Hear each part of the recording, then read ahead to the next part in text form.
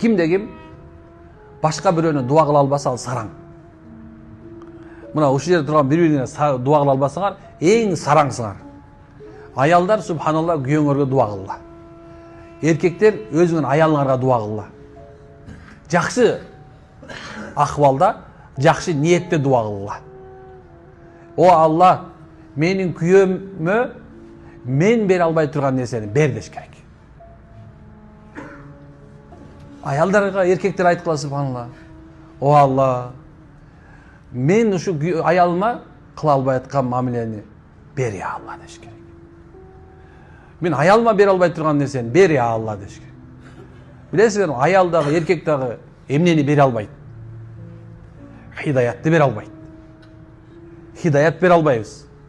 Ошо Алладан хидаят сурайлы. О Алла, күйөөмө хидаят бер. О Алла, аялыма хидаят бер. Эгерде экөө тең субханалла хидаят берилген болсочу, анда жашоо рахат болот. О Алла, аялымды итаат кыл деп эле сурай бере турган болсоңор, эки душман табылат. Эки душман табылат ошол замат. Түшүнүп атасыздарбы? Эгоист болбогула деп айтылат. Адамга Алла тарабынан эң жакшы бериле турган белек бул бир гана хидаят, бир гана иман.